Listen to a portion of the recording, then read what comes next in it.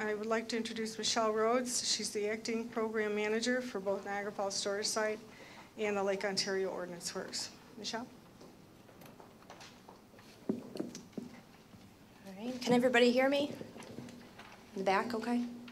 Arlene forgot to mention the best thing about it is the cookies and the coffee are in back as well. So, welcome and thank you for attending the third Niagara Falls Storage Site and Lake Ontario Ordnance Works Public Workshop of 2009. My name is Michelle Rhodes, and as Arlene mentioned, I'm the acting Niagara Falls Storage Site and LOOW Program Manager. Our next public workshop is tentatively scheduled for Wednesday, December 2nd. Tonight we'll present an overview of chemical findings and associated risk from the LOOW Underground Utility Remedial Investigation Report and introduce the site's Management Action Plan, or the MAP. Immediately after, we'll discuss preliminary radiological findings associated with the sampling of the LOOW underground utilities and provide a brief update on the Niagara Falls Storage Site Remedial Investigation Report Addendum. As Arlene mentioned, there's packets, the red packets. They actually contain handout for tonight's presentation, along with some fact sheets. So if you haven't received them, please do so. Following the 45-minute presentation you'll have, there will be a 30-minute poster session, and this will be located in the back of the screen. You'll have the opportunity to talk one-on-one with the Niagara Falls Storage Site and LOOW team. We also have hard copies tonight of the the Lake Ontario Ordnance Works Underground Utilities Remedial Investigation Report and the associated risk assessments in back for your reference. We'll reconvene here at 7:15 and we'll conduct a 90-minute roundtable discussion. Before we begin tonight, I'd like to introduce some of the Niagara Falls Storage Site and LOOW team members that are here tonight, and if you could please stand as you're introduced. Mick Senes is the acting LOOW project manager. Jeff Hall is the LOOW project engineer. Andrew Lennox is the acting Niagara Falls Storage Site project engineer. Dr. Karen Kyle is the Niagara Falls Storage Site risk assessor. Liza Finley is the LOOW risk assessor. Bill Frederick is the Niagara Falls Storage Site hydrogeologist and the environmental project management team leader. Hank Spector is the Niagara Falls Storage Site health physicist. I don't know if David Frothingham will be attending shortly, and he's the environmental engineering team leader. Bill Kovaleski is the special projects branch chief. We met Arlene Kroof, she's our outreach specialist in back. Bruce Sanders, he is our chief of public affairs in the back. Tonight also with us we have Dave Kulikowski and Hallie Sarazin. They're from SEIC. They're the Niagara Falls Storage Site Remedial Investigation Feasibility Study Prime contractors. And is Don DeMarco here? Don may be attending tonight. He's with Hydrogeologic and they're our modeling contractor for Niagara Falls. Additionally tonight we have representatives for the Department of Energy to address any questions you may have on the DOE fuse wrap vicinity properties. Now these are the DOE investigated, remediated, and independently verified clean properties that were conducted in the mid-'80s and were subsequently closed under fuse wrap. So if you could please stand as you're introduced. Mike Widup, Bob Darr, Joey Gillespie, and do we have Jeff Tack here tonight? Okay. Chris Clayton from the Department of Energy Legacy Management indicated that he does plan to attend the December 2nd workshop. I'd like to now introduce Sandy Staggerwell and Cynthia Cheatwood. They're with EA Engineering, Science, and Technology. They'll begin tonight's presentation.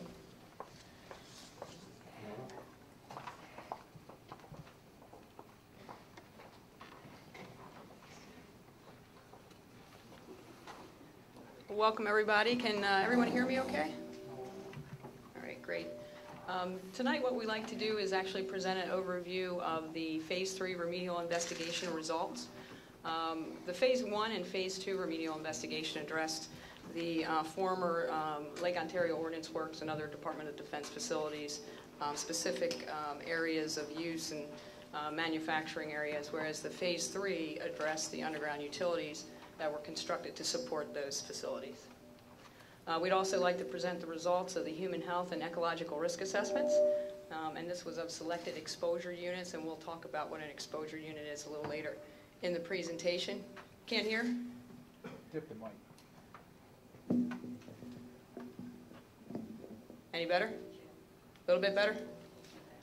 No feedback? You should be a little closer to the mic. Better? Okay, great. Thank you.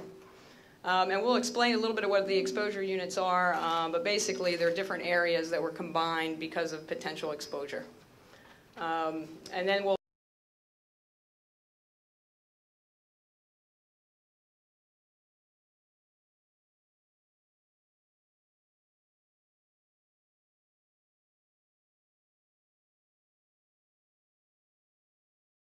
poster breakout here in the back, set up in different stations with different information, and will also be available for any questions and answers, question and answer session back there, and then we'll re-adjourn in this area for the roundtable discussion. Yeah, and if anybody does have any problem hearing, there are a bunch of seats here, so feel free to come on up if you're uncomfortable standing or if you want to sit down. This is just an overview of Lake Ontario Ordnance Works. You can see the boundary here. It's actually located just to the east of where we are right now. It's bounded by Creek Road on the west and by Porter Center Road on the east. There were several other Department of Defense facilities that operated on the former Lake Ontario Ordnance Works, including the Air Force Plant 68 and the Navy Interim Production Pilot Plant, both of which produce boron fuels, and as well as a Nike base. The Ordnance Works itself produced TNT.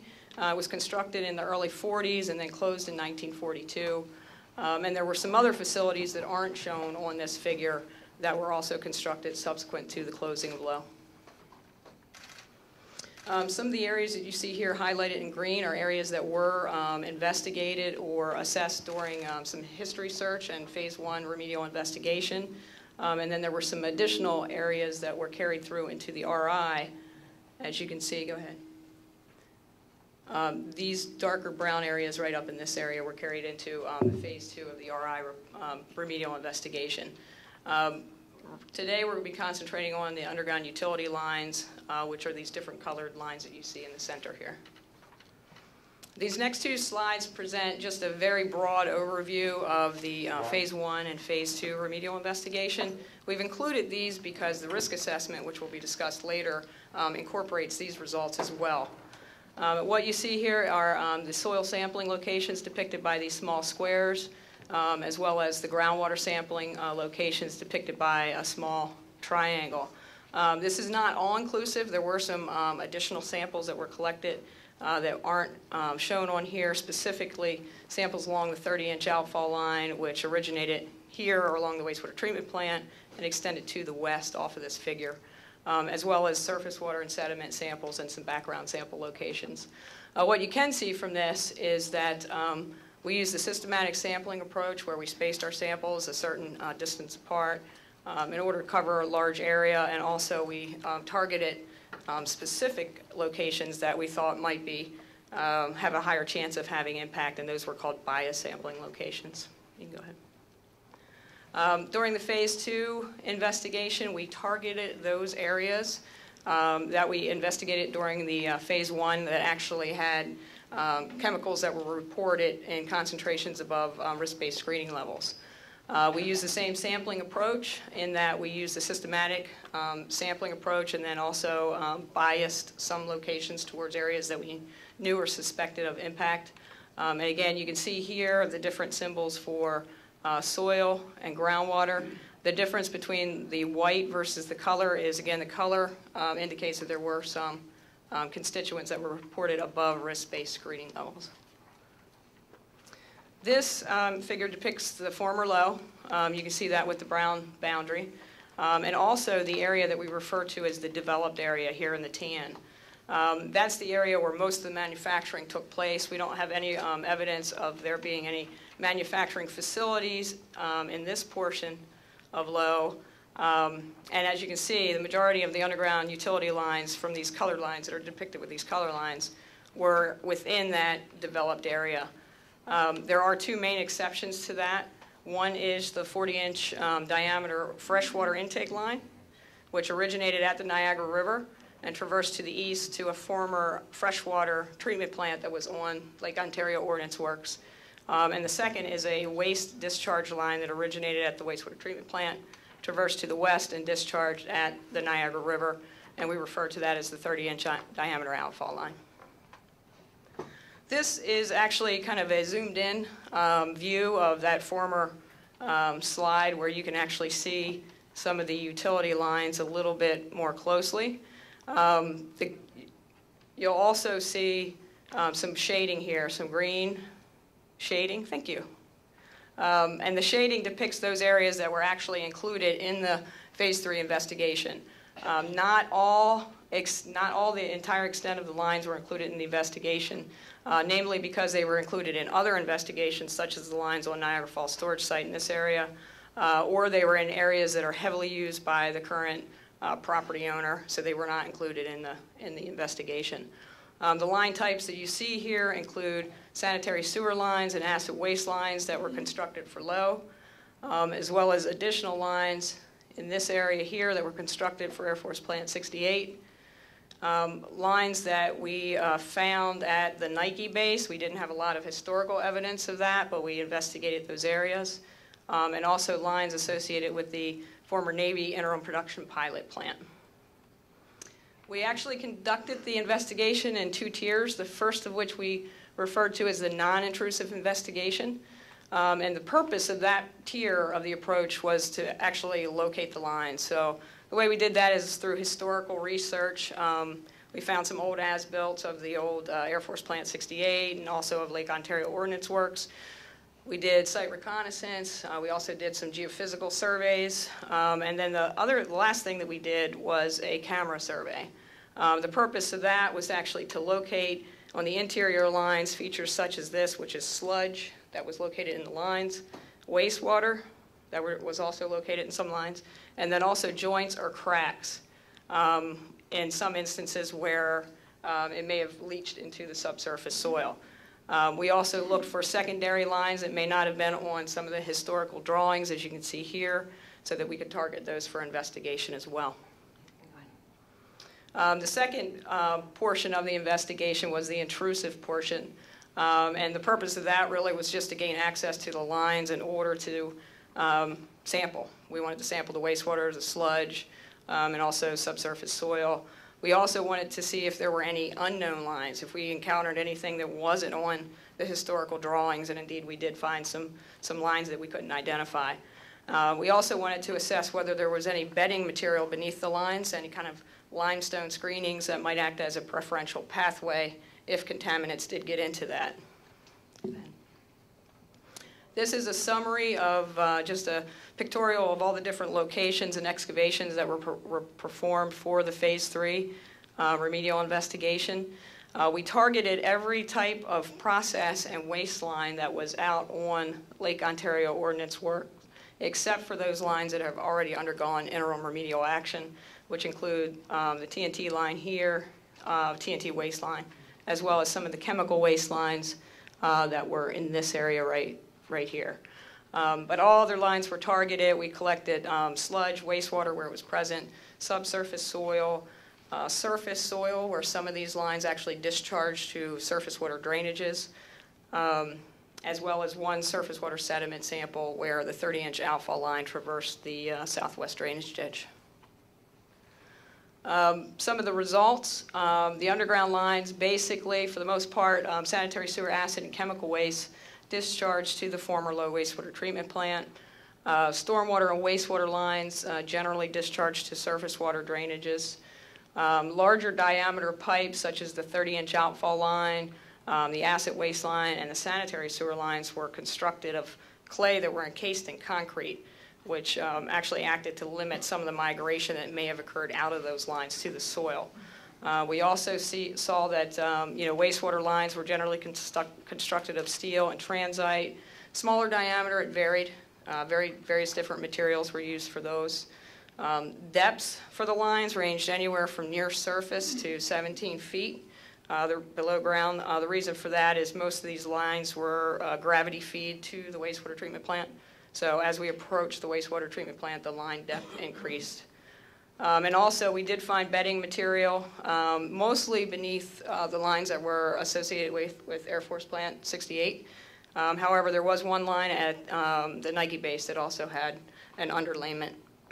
And we found the bedding material in about 54 of the excavations that we performed, and in 17 of those, there was actually liquid that was trapped in that material, so we actually collected samples of that as well, of that liquid. This will show generally the areas where we had the highest impact or the greatest variety of chemicals that were reported in the investigation results. You'll see the first one is the Air Force Plant 68 southern process areas. Those were highly impacted, as well as the nitration house area, the low wastewater treatment plant, and also the northern branch of the sanitary sewer and acid waste line. Lines that showed a little less impact included the northern portion of Air Force Plant 68, which is right up in here, as well as the Nike baseline and the southern branches of the sanitary sewer and acid waste lines in this area here. And the lines that showed actually the least amount of impact were stormwater and the 30-inch diameter outfall line, which traversed to the west of the figure here. Just as a breakdown by line type of what the chemicals that were reported, in the acid and sanitary sewer lines, we saw sludge and wastewater impacted with polychlorinated biphenyls, and I'll refer to those as PCBs as we move forward through the presentation. Also pesticides, semi-volatile organic compounds, and metals. What we also noticed is that with the acid waste and sanitary sewer lines, there was some impact to soil beneath the lines in the Air Force Plant 68 area. In the unknown line types, those lines that we couldn't identify what they were actually used for when the facilities were operating, we found that wastewater was impacted with volatile organic compounds and metals, and that soil was impacted with polychlorinated biphenyls, and surprisingly, very little impact to sludge in those lines. In the wastewater lines, we found wastewater and soil impacted with polychlorinated biphenyls and also sludge impacted with metals and PAHs. In some of the surface features, there's some pits and vaults and sumps that are actually located out on site. There was a variety of chemicals, but the one reported in most of those and in highest concentrations were the polynuclear aromatic hydrocarbons. This is presented mostly as an example of the type of information that you can find if you do want to take a look at the remedial investigation report that we have in the back here. And that is the sampling locations within each of the different areas that we addressed. On this figure in particular, you'll see that the square represents soil sampling locations.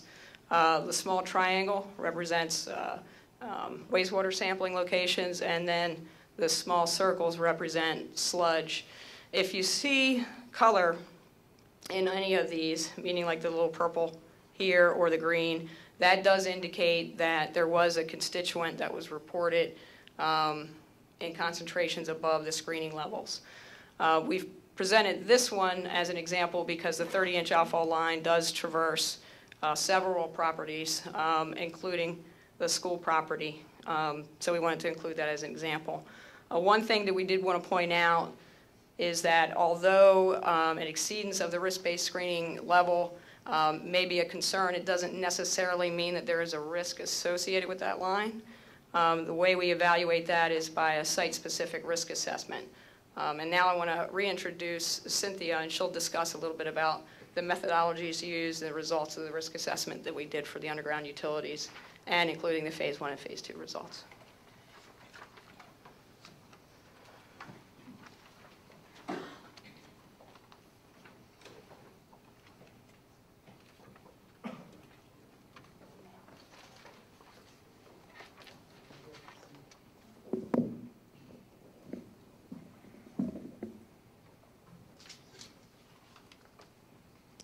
Okay, first we're going to start out with a quick overview of the risk assessment process. And within the risk assessment, we start with a hazard assessment, which essentially determines does contamination exist. From this, we move on to an exposure assessment, where we determine is anyone exposed. And that includes both currently and in potential future. Once we determine that, we try to determine how often, how long, and how much. From that, we move forward to a toxicity assessment, which essentially determines how harmful are the chemicals identified in the hazard assessment process. From that, we move forward to the risk characterization, which is basically a compilation of these top 3 steps, and that pretty much answers how much risk is there.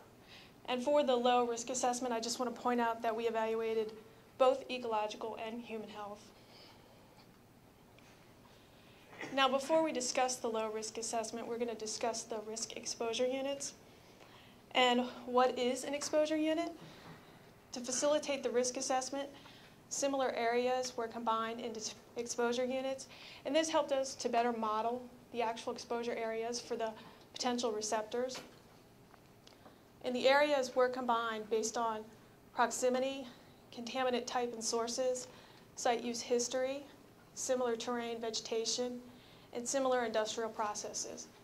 And currently, 10 separate exposure units have been defined within the LOWW site. And this is a general layout of the exposure units and within their current property owners. And what we have here is, over in this legend here, this is the areas of concern investigated in the remedial investigations.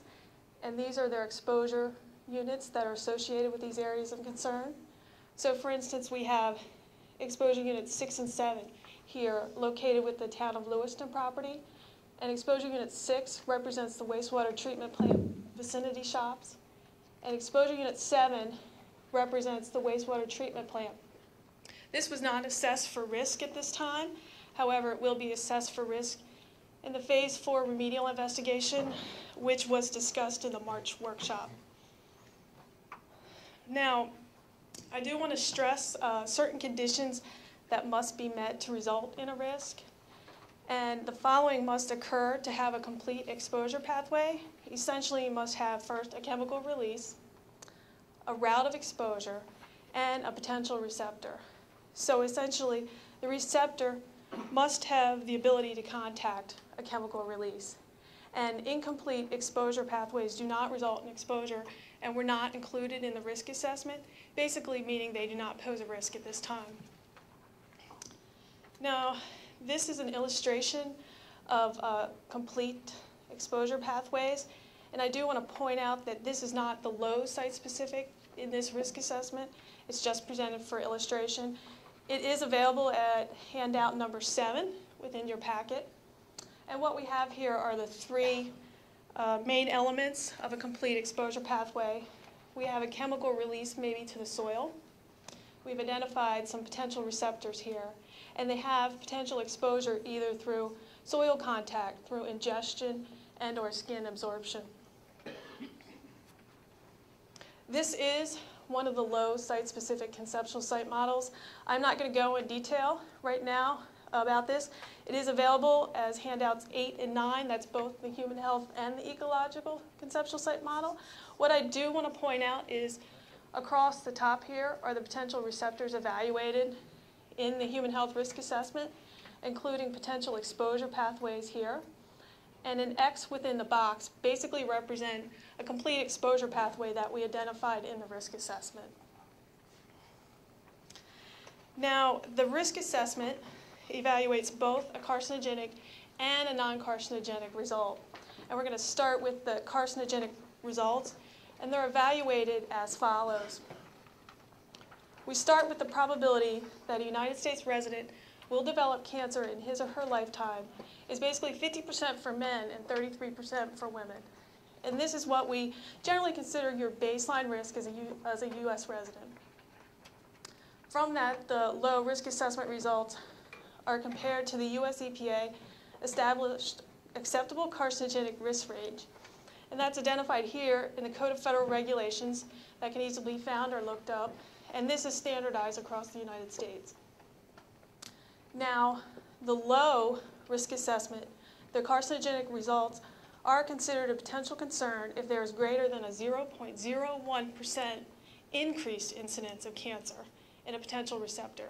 What this basically means is if we identify your increased risk of 50.01% or greater, that's when we would identify a potential concern for a receptor exposure to the actual site.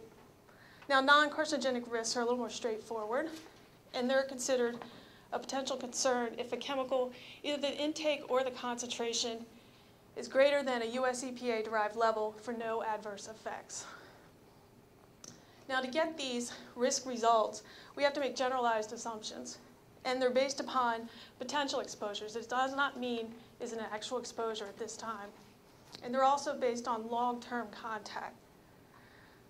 We evaluate very conservative exposures, and we have an example here. A residential exposure assumes a continuous ingestion and contact with soil for 350 days a year for 30 years. What we basically assume is that a residential house will be built right on the exposure area evaluated. Now, for additional information, we have the low risk assessment fact sheet, and the website is found here, and it's also available as handout number 2 in your packet. Here's a general overview of the results of the risk assessment, and just for your reference, the areas of concern exposure units are shown here. Now, for the screening level ecological risk assessment, it was concluded that exposure units 3, 4, 5, and 6 present negligible hazard to ecological receptors. Exposure units 1, 2, and 8 have potential hazards to soil and vertebrates. And exposure unit 8 also presents potential hazards to plant, bird, and mammal population. Now, the human health risk assessment concluded that exposure units 2, 5, 6, 9, and the 30-inch outfall do not pose any human health concerns. Exposure units 1, 3, 4, 8, and 10 do have potential human health concerns for various receptors and pathways. And the primary chemicals of potential concern are PCBs, PAHs, explosives, metals, pesticides, and volatile organic compounds, or otherwise known as VOCs. And also, handouts 10 through 18 contain summary results for both the ecological and the human health risk assessments. Now we'll discuss a little more detail the areas identified earlier. And these are broken down by the current property owner. As you see here, these on this slide are within the CWM-owned property. Probably can't see it, but there's a figure up here with the locations again that were shown earlier. Within exposure unit, I do want to point out within the waste management property, CWM property, a resident was not evaluated because of CWM's perpetual care agreement. It's basically not considered a viable future use. The human health risk assessment determined a potential concern for various worker exposures to soil and groundwater and sludge and wastewater within the underground utilities. And the primary chemicals of potential concern are PCBs and VOCs. And the ecological risk assessment determined a concern for soil and vertebrates exposure to metals. Within exposure unit 2, there was only a concern for the ecological, and that was soil and vertebrate exposure to metals and various pellets found during the remedial investigation. Exposure unit 3 showed a concern for the human health risk assessment, the adolescent trespasser, and construction worker exposure to sludge within an underground pipeline. Exposure unit 4 showed a concern for a commercial worker inhalation of VOCs and groundwater. And this basically assumes that a commercial building would be built within this exposure unit. And then finally, within the CWM property, exposure unit 10 showed a concern for construction worker exposure to sludge and wastewater through the various types of underground utilities, with primary chemicals of potential concern including PCBs, PAHs, pesticides, and VOCs. Within the Somerset Group property, only exposure unit 10 showed a concern, and that was the construction worker exposure to PAHs and sludge and dry wells, and a child resident exposure to arsenic and PCBs in total soil around the unknown lines. And I do want to point out for the child resident that that assumes that a residence would be placed within this exposure unit. Within the town of Lewiston property, Once again, only exposure unit 10, construction worker and a child resident, exposure to PAHs and PCVs and sludge within the acid sewer line, and the construction worker exposure to PAHs and sludge within the dry wells. And finally, on the Occidental owned property, exposure unit 8, both the human health risk assessment and the screening level ecological risk assessment showed a concern for receptor exposures to various metals and explosives in the soil. Now, the next steps for the LOWW site, the phase 4 of the ongoing remedial investigation, basically the former LOWW wastewater treatment plant area, will be completed. This was discussed earlier that this is exposure unit 7. Areas identified in the risk assessment as presenting potential risk concerns will be evaluated further in a feasibility study. And within that, both applicable and relevant and appropriate requirements, otherwise known as ARRs, and risk-based cleanup values will be calculated, and these values will basically guide any remedial efforts considered for the areas of concern. Now, the Corps is preparing a comprehensive planning document, which Sandy will now introduce.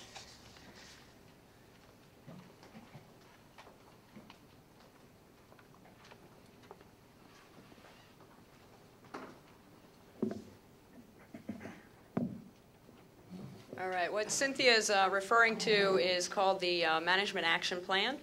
And this is being developed in order to organize and streamline the environmental response that is taking place on the 550 parcels that comprise the 7,500-acre Lake Ontario Ordnance Works.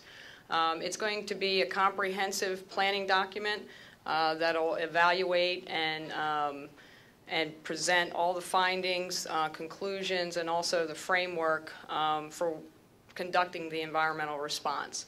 It will not be a replacement document for any documents that are required under the Comprehensive Environmental Response Compensation and Liability Act, otherwise known as CERCLA. So it doesn't replace a ROD, record of decision, or a feasibility study.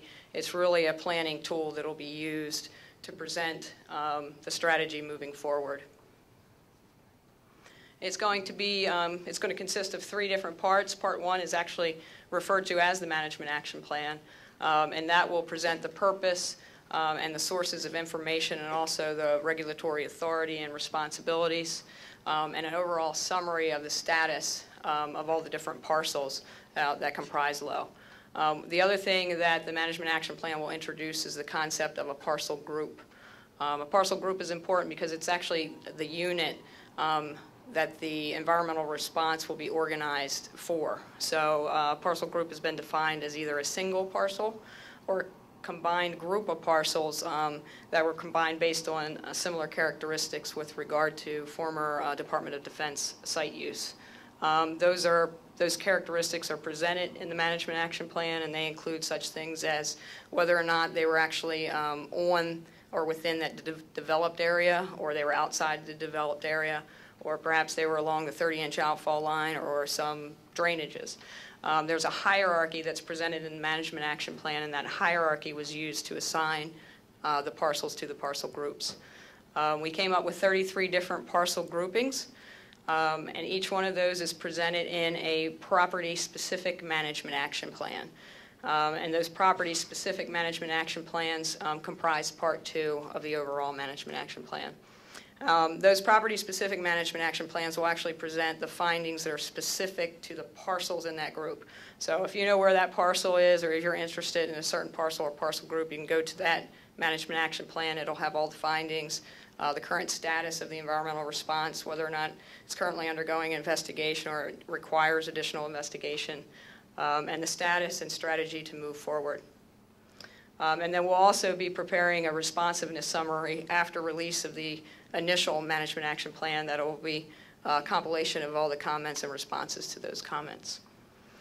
I do want to note that the reports that we discussed this evening are available at the Core District here in Buffalo, as well as the local libraries, the Lewiston and Youngstown libraries, and we also have a copy here for reference if anybody wants to look through those. At this point, I'd like to turn it back over to Michelle. Is she around? Ah, perfect. Sorry, I didn't see you.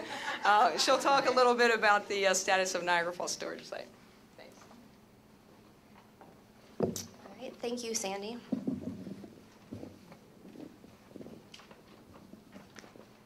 All right. The next portion of the presentation will discuss the radiological sampling of the low underground utilities, both north and west of the Niagara Falls storage site, and will provide a brief update on the Niagara Falls storage site remedial investigation report addendum work. The Niagara Falls storage site remedial investigation report was released in December of 2007. It indicated that radiological contamination existed in both wastewater and sediment within the sanitary sewer and acid waste lines on the Niagara Falls storage site property. Because these lines lead to the wastewater treatment plant and subsequently the 30-inch outfall, both of which were off the Niagara Falls storage site property, sampling was undertaken under the formerly utilized Sites Remedial Action Program, or FUSRAP, to determine if radiological contamination had spread from the Niagara Falls storage site property off-site. During this investigation, those lines were sealed to the northern portion of the Niagara Falls storage site border to prevent future off-site movement of contaminants currently within the lines at Niagara Falls storage site. During the low underground utility remedial investigation work, 60 samples were collected under FUSRAP in tandem with the low investigation for radiological analysis. Sediment and wastewater within the pipes, along with the surrounding soil, were analyzed at a minimum for uranium, radium, and thorium. The full extent of the parameters analyzed includes actinium, bismuth, cesium, cobalt, lead, potassium, protactinium, and thallium. No initial plutonium or strontium analysis was conducted, since these were not listed as radiological contaminants in the Niagara Falls storage site underground lines.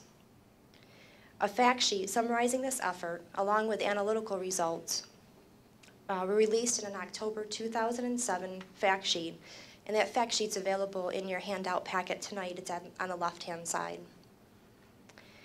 To determine the potential spread of radiological contaminants through the underground utility lines, analytical results were compared with background values established in the Niagara Falls storage site remedial investigation report. In other words, wastewater samples were screened against, were compared to background surface water, soil compared to soil on background, and surface water compared to surface water. Samples exceeding these background levels indicate potential radiological impacted areas. Next slide. This slide highlights conclusions from the FUSRAP sampling of the former low underground utility lines north and west of the Niagara Falls storage site property. In addition to sampling, inspection of the bedding material surrounding these lines was conducted to determine if the construction of the lines would provide a means for potential contaminant movement off-site. In some cases, for example, if a subsurface pipeline leaked contaminants and the pipe was surrounded by gravel, in essence, contaminants could move in the channel along the line at a faster rate than the clay or basically the surrounding soils would normally allow. The good news is that a majority of the lines were concrete encased and therefore not going to encourage contaminant movement. When radiological results from the low underground utility lines were compared to background, or the level of radioactivity one would expect to find if not impacted by the Manhattan Engineer District activities, there were exceedances of these levels that indicate a need for further evaluation of this data in the Niagara Falls storage site remedial investigation report addendum. These results in excess of background, however, do not necessarily indicate a potential health risk. They would have to undergo a risk assessment. The next slides will highlight radiological sample locations along with preliminary background screening results for the low underground utility lines north of the Niagara Falls storage site, which are the former acid waste and sanitary sewer lines located on the CWM property, associated former low wastewater treatment plant on the town of Lewiston property, and the 30-inch outfall.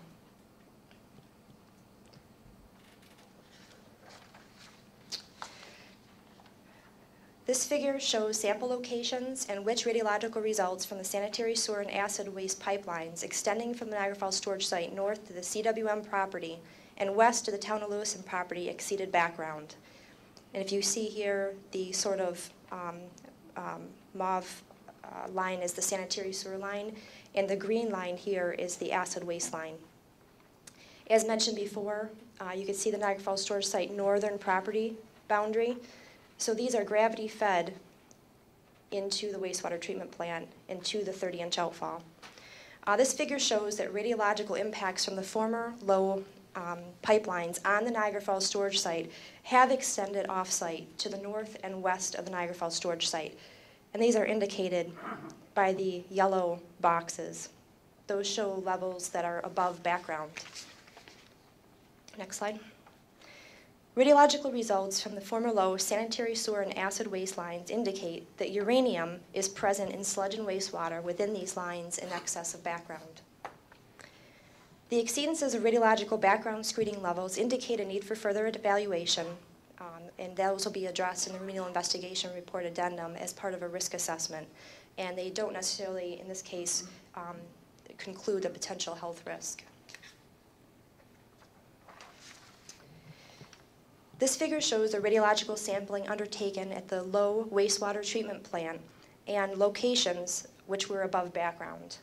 Again, as indicated by the yellow boxes. These boxes did not exceed background but were sampled. Lines associated with wastewater treatment plant are typically from 1 to 6 feet deep and mainly encased in concrete again. The pipes are made from concrete, wood, and terracotta clay. The wastewater treatment plant was identified as the most radiologically impacted area. This was not surprising since it was the purpose of the wastewater treatment plant to treat sludge and water that was extending from these lines originally. Next slide. Radiological results from the former low wastewater treatment plant indicate uranium, radium, thorium, and cesium are present above background, but not in wastewater. The exceedances of radiological background screening levels, again, need further evaluation in the Niagara Falls Storage Site Remedial Investigation Addendum as a risk assessment. Next slide. This figure shows locations along the 30-inch outfall line that are selected for radiological sampling during the low underground utilities remedial investigation. The 30-inch outfall line is about 3 to 6 feet deep from the wastewater treatment plant to the southwest drainage ditch. It is composed of terracotta pipe encased in concrete again. Radiological sampling was conducted in 3 locations along the line due to the limited presence of sludge and wastewater within this pipe. In addition, water, sediment, and soil within the southwest drainage ditch were sampled where the line intersected the 30-inch outfall. The figure shows that no background exceedances were detected along the 30-inch outfall line.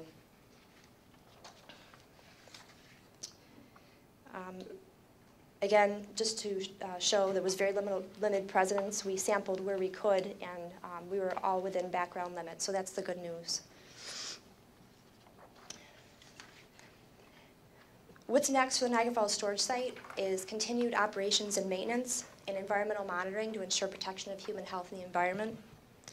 In addition, the 2008 technical memorandum is being worked on now, and the findings will be released by November. The available data to date is actually on our website to be viewed. In December 2007, the Corps of Engineers released the remedial investigation report for the Niagara Falls storage site, where 334 comments were received and reviewed by the technical team. Based upon these comments and also a data gap assessment, a scope of work was developed for a remedial investigation report addendum. This addendum will address data gaps in these comments through additional historical documentation, additional evaluation of available data, such as the underground utility line radiological analysis, as well as additional field investigation. The additional field investigation will commence beginning this fall and into the winter to better define specifically groundwater contamination on-site and the potential for its movement off-site. The Niagara Falls Storage Site Technical Team is currently working to identify sample locations to achieve these project objectives and address these data gaps. In addition, the Corps will issue a feasibility study work plan this calendar year that describes 3 operable units for the Niagara Falls Storage Site. The first being the interim waste containment structure. The second is what we call balance of plant, or the site soils, underground utilities, and above ground structures, and groundwater. It introduces the concept of a feasibility study technical memorandum, which for each operable unit, which are FS deliverables that will be released to solicit information at various stages of the FS process. Lastly, the Corps has received stimulus funds to demolish Building 401. The Corps is currently preparing a scope of work and plan to award the demolition contract in the March 2010 timeframe. There is a fact sheet located in the back on the left-hand side of your packet for more information on that. Next slide. Again, in addition to the fact sheets available tonight, they're also located on our website. The first is for the radiological sampling of the underground utilities, and the bottom is for the remedial investigation report addendum. And our contact information in case you have any additional questions after the meeting tonight. So this concludes the update for the Niagara Falls Storage Site portion of the meeting. We'll now convene to the back of the screen where we... Michelle, before we do, there are a lot of elected officials here this evening who may not be able to stay for the poster breakout session and the public rounds table discussion. So with your indulgence, I'd like to make a couple of comments for them before they go. Would that be okay? I want to take just a couple of minutes to comment on the oversight of the LOOW site by the New York State DEC and the Army Corps. As usual, tonight's agenda was set by the Army Corps, not in collaboration with stakeholders who collectively are the Corps' Restoration Advisory Board, or RAD as it's known. The RAD is recognized by virtually all stakeholders, which include our municipalities, local academics, residents, Modern Corporation, Occidental, our school district, the Niagara County Health Department, the New York State DEC, and the US EPA. As you know, the New York State Attorney General believes the Corps' disbandment of the RAD in January last year was unlawful. The one stakeholder exception to endorsement of the RAD has been CWM Chemical Services, even though CWM attends certain RAD meetings. As you know, CWM operates one of only 22 hazardous waste landfills left in the nation on property widely contaminated by its operations as well as from previous use by the federal government. And both the New York State DEC siting plan and the US EPA have concluded the CWM facility is not needed to address state or national needs. Several months ago, I heard rumors of a Department of Energy reevaluation of the closed vicinity properties on the LOOW site. I spoke with several federal and state agencies who said they knew nothing and/or referred me around in circles. Then 4 weeks ago, I asked Mr. Kovalevsky, the project manager for the Army Corps, whether any person or stakeholder had requested the Corps or Department of Energy to investigate or perform work on closed vicinity properties, other than a comment about the central drainage ditch back in March from residents. Mr. Kovalevsky answered no and added that he was aware CWM conducted gamma radiation survey of its property, but he did not have the survey data. Apparently, a severe case of amnesia had descended upon Mr. Kovalevsky. I'd already learned that CWM sent him at least 2 letters requesting radiological contamination on its property be removed by the federal government. These letters included some data from its gamma walkover. In January of 2008, CWM wrote Mr. Kovalevsky, quote, "Fact Pond 8 is one area that does not appear to have discrete sources. The pond is in the footprint of the proposed RMU2 landfill," unquote. Anyone concerned about the Niagara River, please take note that the interim storage for those discharges is lined with elevated radioactive contamination put there by the landfill operations and not by the federal government. This January CWM letter also refers to sampling done by the DEC showing concentrations as high as 226,000 picocuries per gram, dramatically higher than the cleanup standard of 5 picocuries per gram established by the Army Corps for the Niagara Falls storage site. And gamma readings registered as high as 250,000 counts per minute, while background for CWM is 7,000 counts per minute. Adding insult to injury, 8 months later, the DEC told me that virtually nothing above 16,000 counts per minute was recorded by CWM. Apparently, a severe case of amnesia had descended upon the DEC as well.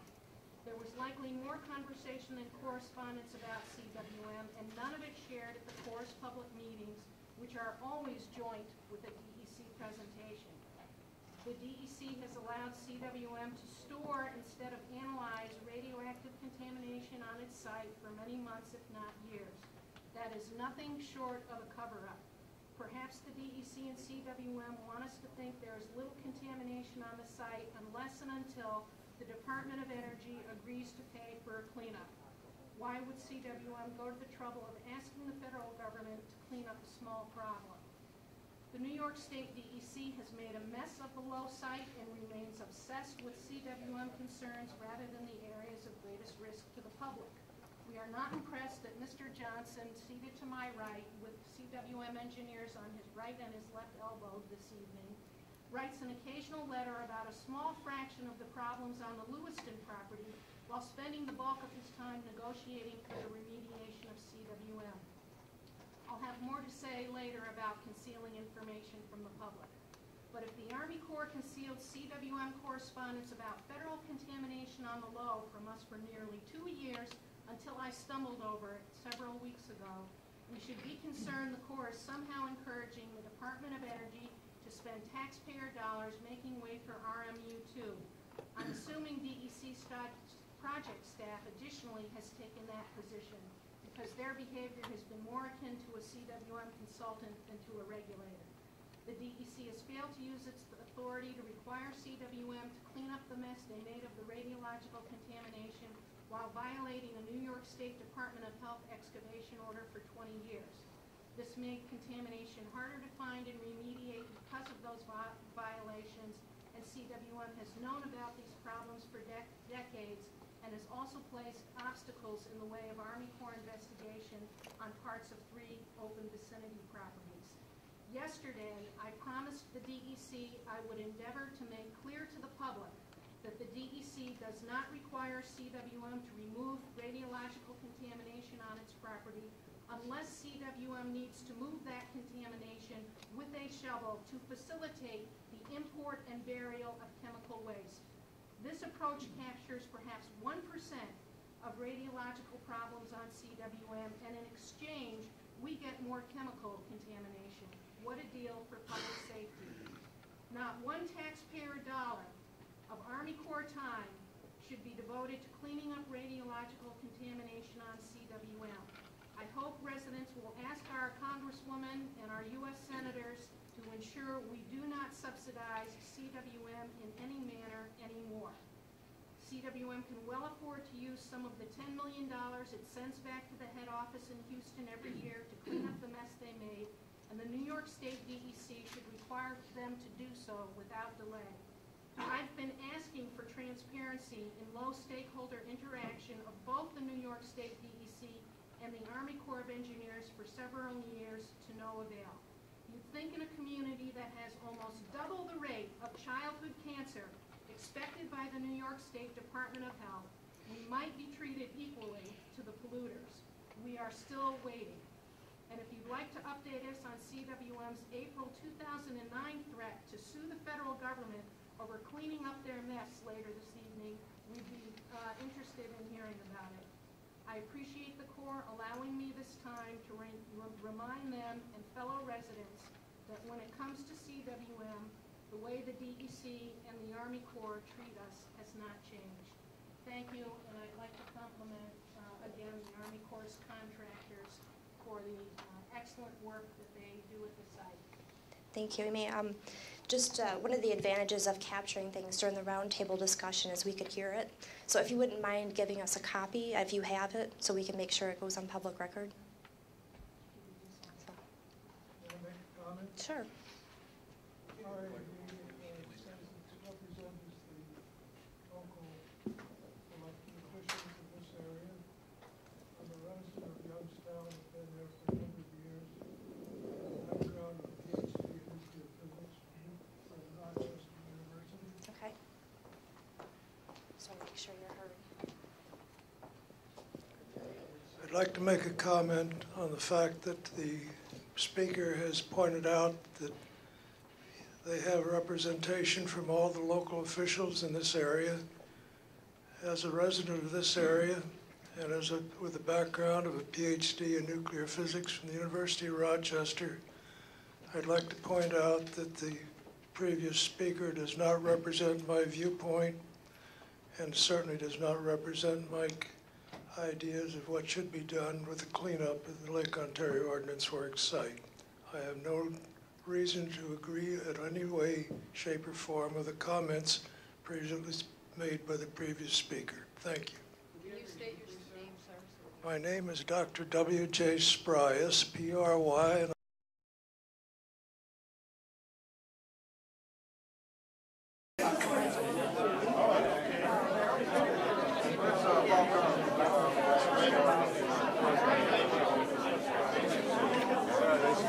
we're here to kind of find out what you folks are interested in, anything that you to be made aware of. That's what I was just asking him. I'm just asking him. And I can bitch and moan at them, but the frustrating thing is they keep going to study much information about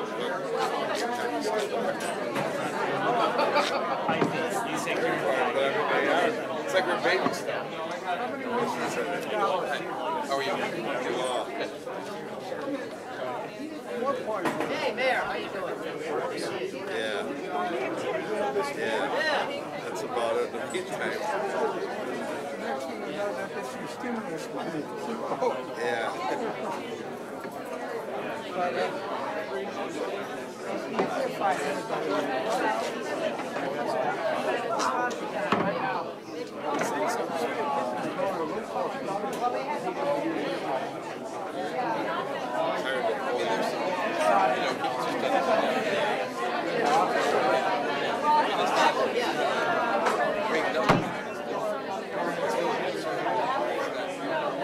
Any questions? Is it related? Nobody knows for sure.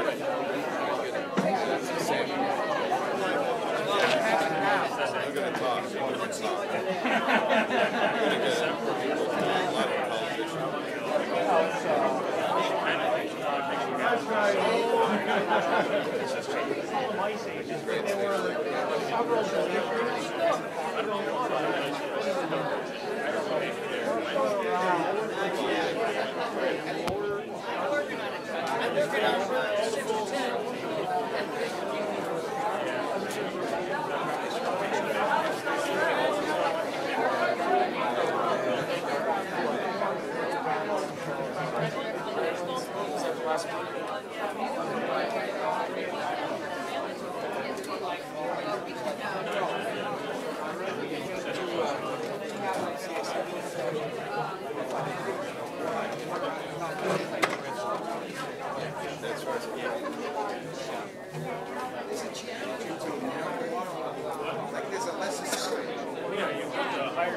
Arlene, I'll get it. Yeah, we had administration, we had a committee meeting before.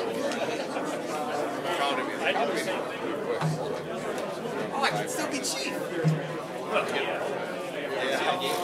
Yeah, I saw that. Yeah, I thought it was a good game. Yeah, it was good. I hope the Bills look at it as, right stuff. I remember the Jim used to say that. There was one that said, okay, we learned this, and that. We're positive, they're taking the stuff. I remember first night, he says, well, look, guys, we'll be there maybe next year. We're not ready yet. We'll get there. He suspended at a loss for us to talk about.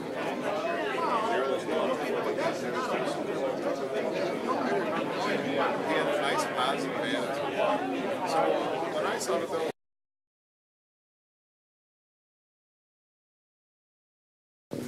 Okay, I'd like to just start with a few operating principles for tonight's meeting. We have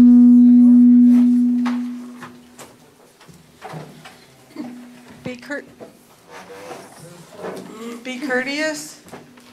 Please turn off electronics, I'm sorry. Let's listen respectfully, one person talking at a time. Raise your hand when you want to speak. Please state your name before commenting. It's important that the court recorder knows who you are. This goes for the core team and anyone else here that's here as a contractor. Please state what organization you're from and who you're representing. And please, let's give everyone a chance to comment. And if there's anything that we can address tonight's meeting, we will put it in the parking lot to address at a future meeting.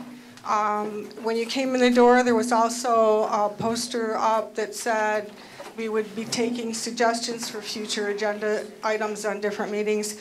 And there's comment cards in your folder, so if you have any suggestions for us, please write them on the comment cards and put them in the box before you leave. Is there anyone that has any other operating principles that they'd like to suggest for tonight's meeting? And is everybody okay with these? Okay, then we will get started. I'll be writing down action items tonight if there's any action items that we have to get back to people on. And is there anyone that would like to start off with the first question? Oh, and Natalie's in the center, and if there's a slide that you have a particular comment on that was in the presentation, if you tell her what slide number you're talking about, she can bring it up for you. Hi. Supervisor Newland. Fred Newland, Town of Lewiston. I'd like to thank the contractors and the Army Corps of Engineers to do their best to try to make a lot of this technical data consumable by us non-combatants on a regular basis. But anyway, I did learn something. I had a couple of questions. First of all, I want to reiterate the town's immediate concern, putting aside the health concerns just for a moment, but I want to know if there was a timeline yet on securing that property. With Louis Slaughter, we got this grant to get about $1.3 million in. I want to know, and I think it'd be good for the public to hear a little bit of what the timeline is for that. And I want to reiterate my concern that the fencing off of the perimeter be moved to the head of the agenda there. Just so we secure the perimeter first and then the work can take place. I think that'll save everybody here a lot of headaches. And then I had a second point on another matter, but could we address that one first, please?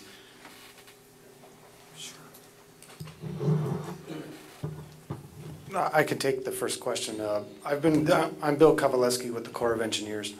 I've worked closely with Supervisor Newland and the town of Lewiston and his staff on the issue of site security and the physical hazards at the town's property. The update I have is that the House has, I believe, approved the $1.3 million budget request that Congresswoman Slaughter has put in for this project. So it's through the first of really 3 budget wickets. The first is the House, the second is the Senate, the third is the conference. And we'll be watching that as it moves through Congress. There's no promise or any guarantee on the time frame, but if past congressional budget process plays out, we're probably talking, in the November-December time frame, there'll probably be some movement on that. For example, last year, the Corps received its appropriation, I believe, in about the March time frame. Okay. So if that happens and this project is approved, we'll certainly be in touch, Supervisor Newland. And with regards to the fact that if it does get approved and funded, we can certainly make the fencing, the gates, the site perimeter security a priority for the contractor. Okay, thanks. I'd like you to keep that at the top of the list if you could, please. The second thing was when we were going through the old underground utility lines, you mentioned the dichotomy of some of the lines being concrete encased and some being gravel encased.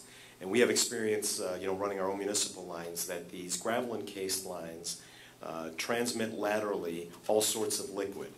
So, you know, they almost act as rivers or at least small streams. So I was wondering if at some future report, if the Army Corps of Engineers could differentiate on these maps they've kindly provided us, which one of these lines are gravel encased and which ones are concrete encased, and then put them in relations to the known toxic substances we have there. So are the gravel encased lines, the ones that are more likely to transmit laterally, are they connected somehow to the more toxic parts of this site, or are they closer to the concrete encased lines? So is that a reasonable request, and you think it's something we could hammer out in some future presentation or offering from the Corps? Yeah, I can, this is Sandy Staggerwald. I can't talk to like production of additional figures or anything like that, but I can address where we did see some of this gravel that underlaid some of the lines. Some of the lines actually weren't encased in anything. They were just a terracotta line, just in the... That's better than gravel encased, though, in terms of transmission. Absolutely, yeah, especially the clay out here, it tends to be a little tighter and seal a little bit better.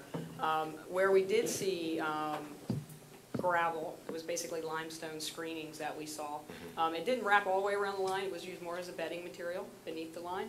And those were really, the lines that we did see that in were on Somerset Group property and CWM property.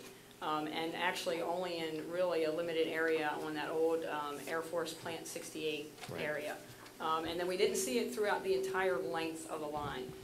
Most of these lines we tried to go wherever we saw a crack in the line to target that area, or if we didn't see anything specific to target, at regular intervals, every 200 feet or something along those lines.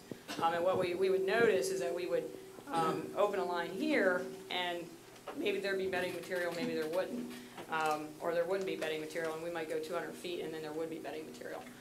So in the southern portion of the Air Force plant areas, on some of the line types, it was not consistently placed. In some of the Somerset Group lines, the wastewater lines, it was consistently placed. So some of those wastewater lines across the Somerset Group, where we encountered those lines and could identify them specifically as a wastewater line, they were underlaid with this limestone screening. But none of the lines that were traversing, like the 30-inch outfall line, that was a concrete encased line. Oh, that's good. Yeah, the town's concern would remain, is it just transporting the old Air Force site, or is it possibly channeling anything from the current CWM site laterally off-site? I mean, that's be interesting for us to know. If it's just moving the old waste, or is it possibly moving newer material? Nothing that would be moving from, off the top of my head, from a CWM site off, but from the Somerset Group site onto CWM, that is a possibility because those wastewater lines did traverse onto that property. Okay, and then thank you. One last question then is, from your examination of these underground pipes, are you led to believe that the water that's in there now is from a long time ago, or is the infiltration and inflow problem increasing so that as time goes by we're seeing more movement down there, or is the water that's in those pipes relatively static and just left over from years past, or is it getting worse and we're moving new material or new water around? I don't think I can answer that definitively for all lines and all the bedding material that we saw, but I anticipate that some of that was perched. We have layers of sand lenses in the subsurface. Some of that could be perched groundwater that has been trapped in that bedding material, and some of it is probably material that has leaked out of the lines. To guess whether or not it's a continuing leak from the lines into that, I don't know. I wouldn't hazard. You said some of the piping material was even going back past terracotta but to wood, is that right? Yes. That's amazing. In our investigation, only on the wastewater treatment plant, if I recall correctly, we encountered a wooden pipeline. Having said that, the 42-inch, the big intake freshwater line that originated at the Niagara River, traversed onto LOWW, a portion of that was actually constructed out of wood as well. That's surprising. You wouldn't think it'd be that old. I think, you pick up little pieces of information as you go through some of the historical records, some of which are simple as like the weekly record of LOWW. It's more for the folks and the people that are working there. Right. And you get a sense that they were actually running out of some raw materials when they were constructing these plants. So well, I guess I'd like to see a delineation where the wood lines are, too, and how prevalent they are. That's cool. Figure it now. I can definitely show you where I know where some of those wood lines Yeah. are. What I don't know is along that 42-inch intake line, exactly where the wood started and where the, we talking about tens of feet or hundreds of feet of wood line, or? is anyone from town of Lewiston, the waterworks? I don't or know, we don't public- have anybody public here, works? unfortunately, Okay, from that, yeah. okay, because I was gonna say, Mr. Lockhart, or. Lockhart. Lockhart, he may know. Yeah. Yeah, can you go up to, say, slide, let me see here.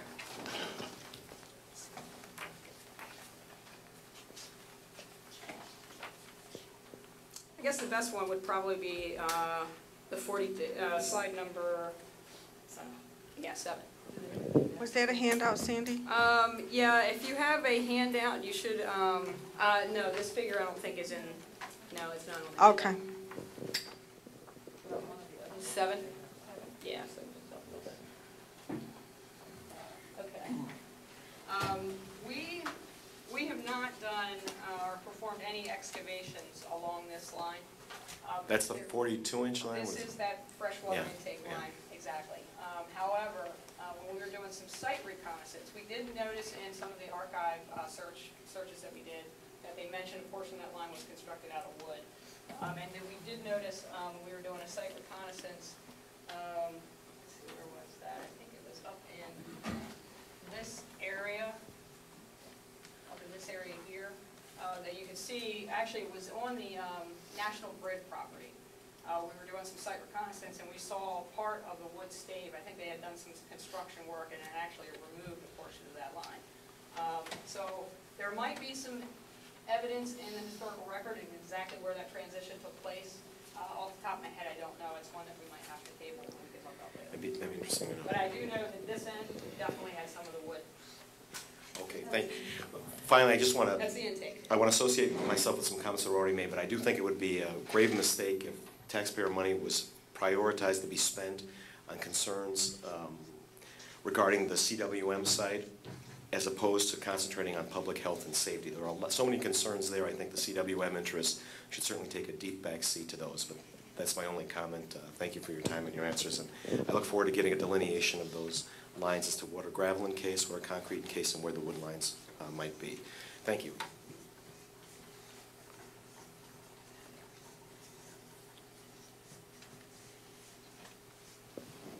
Okay, another question? There must be more questions. Come on. I have a question. Okay, and your name is? William McDonald. Mr. McDonald, is it possible for you to come up where there's a mic so that everybody can hear you?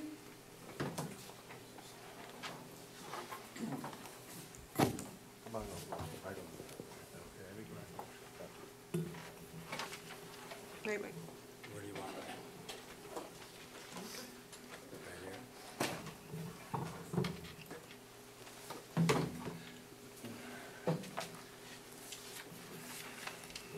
My name is William McDonald. I live in Lewiston, New York. I've lived in Youngstown. I've lived in town of Lewiston. I've lived in town of Porter over the past 40 or 50 years. I've often asked, both in the village of Lewiston, the village of Youngstown, and the towns of Porter and the town of Lewiston, if I could get a map that would show the various properties that are classified as questionable, or whatever you want to call them, out around the Creek Road and the Lew-Port school system and down on the Youngstown-Lockport Road. I know their properties are down there someplace, but I've driven around down there, and they're chain link fences with very tiny little signs on them saying what they are. It's very difficult to know what it is you're looking at and what classification that property is, if anything. I'd like to see a map published and available to everybody who lives in this area, particularly those of us that have had children going to school there, of just what is there, where is it, and if we wanted to hire our own professional people to inquire about it, how we would go about doing that.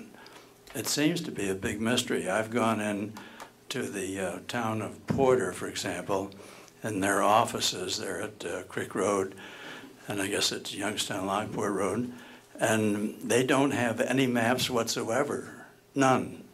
No maps of the area that would identify who owns what. And I've tried to make them up myself. In fact, I brought some with me. But it's very difficult. It's like putting a jigsaw puzzle together. So I'm so happy to see that the officials are here this evening, particularly the Army Corps of Engineers, who apparently are the grandfather of everything that's happening in this area. But as far as I know, they haven't been readily available. At least I've never known just exactly where to go to get these answers. So I'm hoping that this evening will produce that for us. I can field that question. It's Sandy Staggerwald again. The Corps is actually, it's not released yet, but the Corps is actually putting together a document, the management action plan that we discussed. And actually this gentleman over here is holding up a breakout of every parcel. There are a little over 550 parcels that comprise Lake Ontario Ordnance Works and the easements that had been formerly used by the Department of Defense. What the management action plan will do is identify how these different parcels are being carried through the investigations and whether or not they even need an investigation, meaning that there were some that were categorized as it's just residential property right now and we don't have any indication that it was used or there were any DOD activities that took place on that property, all the way up to parcels that were, we know these were used for TNT manufacturing, and we know from remedial investigations that there's some impact there. Because I think the concern is shared by everybody that it's a big comprehensive site with a lot of different issues, a lot of different sub-sites and areas of concern here. So that's why that document was put together. And when you finally get a chance to take a look at this, you'll be able to see, if you happen to live within the footprint of LOWW, you'll be able to pick out exactly what parcel you are and go to a sub-report, which is that property-specific management action plan, and it will detail all the investigations that have been done to date on those parcels, and also, what the status is and what the plan is for that parcel. That is the absolute key to what we're talking about. The map is number one. Number two is an explanation of the history of the various sites, what's been done with it, what it was used for, what's been dumped on it, if anything, and how it stands now. And also, I have one other question, then I'll stop talking. I'm quite curious, various times you read in the newspaper that the response of the various citizens who have inquired at these meetings, and the response is, there is no hazardous property in this area, and that we have no worries in the Lew-Port school system and so forth. I know of any number of people who have brought action against whoever is involved, who they were involved with in working in this area, and particularly in these mapped out areas, that have made various financial settlements with whoever the authority is. I'm not sure exactly who, because there's been so many people involved. But I know of some judgments that have come through as much as $250,000. So if that is so, why would anybody make a settlement for figures like that if we were sitting in perfectly safe property? Yeah, I don't know if I can answer that. No, I wouldn't expect that you could. But that's what I'm building up the groundwork for. Let's see if we can't find the answer to those questions.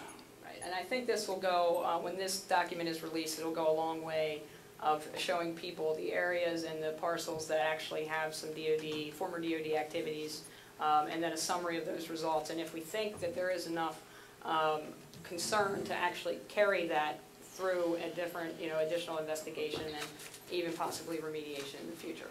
I'd also like to have, on the tail end of this, what, if any, decisions have been made that we hear so many rumors about with the cleanup of the area down by Albany from the General Electric waste matter that's in the Hudson River. We don't know, we just hear rumors. Is that material going to be brought here? And if it is, when? And also, what is the potential damage of that to our community?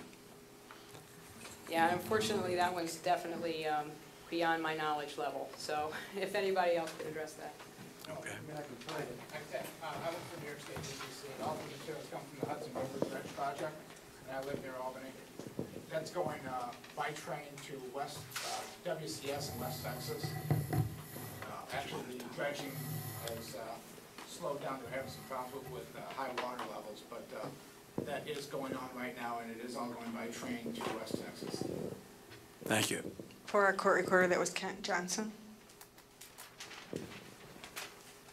Okay. Additional questions? Arlene, are you segregating the RI questions from the NFSS questions? No, we can take Okay. any at any time. Okay. Well, just on the management plan map that Bill was holding up, the 1,500 acres south of Bomber Road had multiple uses. So I'm kind of wondering, when we look at, for instance, the example of the outline of the NFSS, it has both the DOD and DOE impact. So could you give us a sense for whether or not this management plan is being configured based on property ownership or based on historical activity for the closeout process? Yeah, it's based on, it is based on historical activity, and that's how we grouped the parcels together. If we thought there was very little impact and, basically different gradations of impact from former DOD activities. But at that point, it's also by parcel, because once a parcel is identified as having that specific impact, it gets placed into that parcel group. In regards to Niagara Falls storage site, and whether it's, you mentioned the Niagara Falls storage site versus the regular, FUDs, formerly used defense sites activity. Right. The management action plan is geared a little bit more towards the formerly used defense sites investigations. However, we do incorporate investigations that have been done for the fuse wrap side of things, and including the vicinity properties that were also, or in any or all of those parcels. So that's also discussed in the property-specific management action Yeah. plans. And will the risk assessment for all of those programs be combined? We discuss, I'm trying to recall actually, I think because Niagara Falls storage site is being investigated under FUSRAP, I think we leave it at that in that management action plan, meaning that we discuss the risk, we discuss that there is a risk assessment in just very broad terms, and we refer the reader to the actual risk assessment report. But it doesn't pull two risk assessments together and assess it as like one big risk. It does not do that. It simply presents the information and then presents the proposed path forward through the environmental response process. Okay. Follow-up question, Amy, or? Well, I actually had a FUSRAP question, but Is there someone else that has a question, or would you mind if Amy asks another one? We're okay, Amy. Okay. What feedback is the FUSRAP program getting from other agencies on the development of the feasibility study? In terms of potential options or reinforcement of the containment for the residues at the Niagara Falls storage site?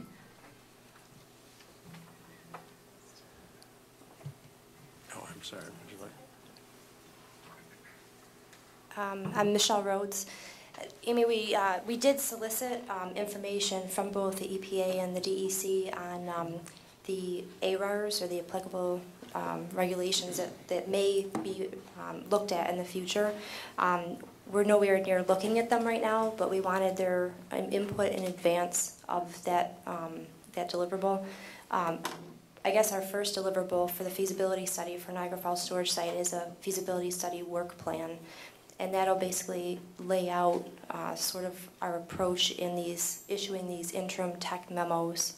And these tech memos will be sort of grouped by a topic. So an ARAR would be one of the tech memos that we look at. but we're not near getting to that point. We did incorporate in the feasibility study work plan actual meeting minutes from an internal meeting talking about sort of giving a feel for where we're headed so that everybody could see sort of the approach that we're thinking, and you know, basically it's designed to solicit input in advance of actually preparing the report. Since Mr. Johnson is here from the DEC, has a copy of your ARAR recommendations been provided to the RAB Radiation Committee? Or is that something you could do? Something you'd have to talk to our radiation program. John Lynch will be the person to talk to. I haven't been involved. Could you shepherd that request for us? Okay. Again, I'm not aware of anything on that topic. I will ask Mr. Mitchell. If you could facilitate the transmission of that information. I think there was some kind of, and it wasn't solicited at that point, but as part of the DEC's comments on the RI report, they were chemical ARAR based, not radiological. That would be sort of John's field, but those are the ones I was referencing. Yeah, well, one of the reasons why I ask is a couple of years ago, Dr. Beck suggested that the Army Corps convene with a Restoration Advisory Board meeting a discussion of lessons learned from Fernald, which had the same high activity K65 residues, which it was able to successfully ship off-site that we have here at the Niagara Falls storage site. And I did see the other day a letter from the EPA to you about not only the standards that if a repository cannot be identified, that the NFSS containment should meet the standards for containment of high-level radioactive waste, and possibly consider vitrification, which I think was the first step of stabilizing the material at Ohio. So it might be a very good time now to, whether the Army Corps recognizes the Restoration Advisory Board or not, to at least convene a meeting with knowledgeable folks like Dr. Beck to have some people from Fernald as well as the Buffalo District talk about how things were handled at Fernald. That would be good preparation for us for when the feasibility study is done and we get a look at some of the options, because at least this is a first step, would give us the opportunity to see what's been done and then give us the adequacy of time to begin to research some things on our own in preparation for that report. And could you remind me, what's the time frame for the feasibility study? Target date, estimate? Completion date or the start? I think it's 2012. Completion. Again, depending on the funding stream, if it comes in as it has in the 2012, 2013 timeframe, they have that finished, but you will see products along the way as it's developed. Part of the reason for the time frame is because we're issuing it the way we are. We want to obviously integrate everybody into the process. As Amy mentioned, these FS technical memos, for example, one of them will be, these are the alternatives that we're looking at for the different operable units on site. So you could see what we're proposing, be able to suggest things, take a look at it.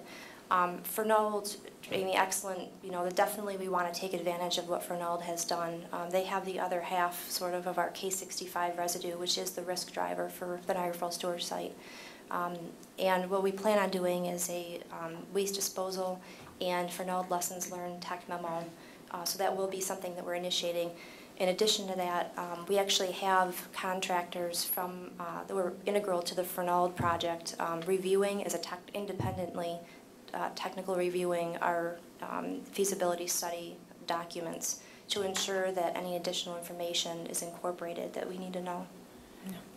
Thank you, and I would also encourage you to make the RAB Radiation Committee aware, you know, that Mr. Johnson or whomever is representing the DEC to the Restoration Advisory Board Radiation Committee, copy them on your recommendations to the Corps, and if the Corps could keep us, you know, advised as to what they hear from whether it's the Department of Energy or the EPA, so that we can start thinking about these ideas, or if we have some information that we think could better inform some of the points being made by the agencies, that the community has that opportunity, as opposed to the agencies having this conversation, coming to consensus, and then a document is published, and then we go through public input. It's pretty difficult for the public to have influence after there's a consensus on the part of many agencies. So to the extent we can kind of march down that road together, hopefully, you know, better information will be available and help the Army Corps reach some conclusions sooner and help actually expedite the time frames for the public participation process. We definitely appreciate any input we get, and just to mention too that the layout, kind of the phased approach to issuing these feasibility study tech memos was designed so that we would be able to get the input before we actually went further in the process and used that conclusion later on. So it was phased intentionally to make sure that we didn't sort of progress to the point where we'd have to rework a lot to go back and incorporate any information we received. Okay. Arlene, the only other question I have is whether or not the Department of Energy, the DEC, or the Army Corps knows of any topic they think that might be of interest to us that's being undertaken right now that hasn't been discussed yet or presented tonight.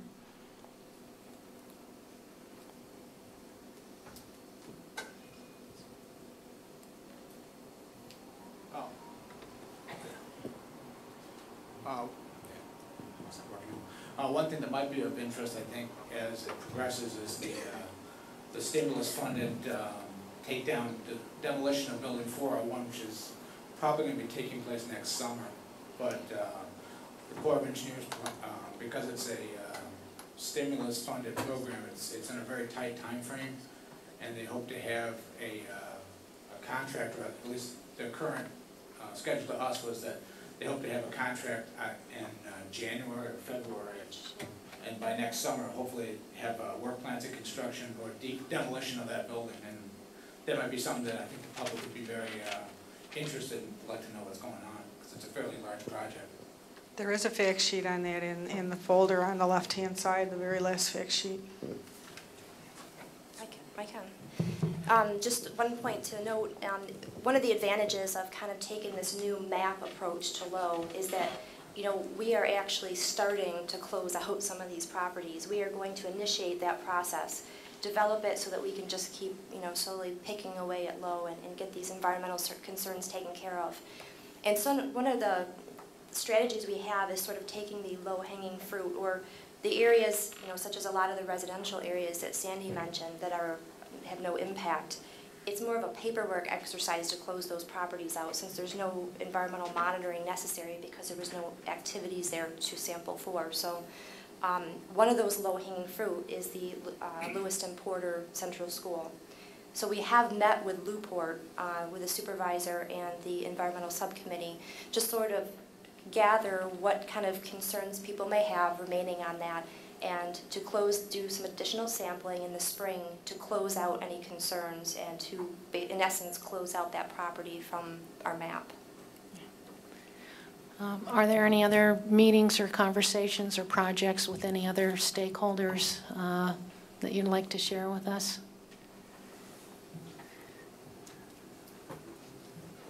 Our next meeting is December 2nd. Okay. I see we still have a representative from CWM in the back. I'd invite them, if they want to talk to us about their request to open Vicinity Property C. We'd certainly appreciate them sharing any information with the public that may be relevant to that waste material on the Low site.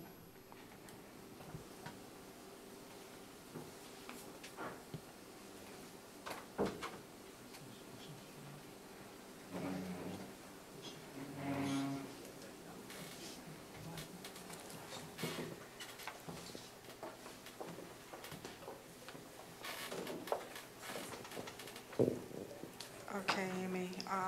Yes, Are you okay now? Mhm. Okay. Just one. Yes, Mayor Reardon.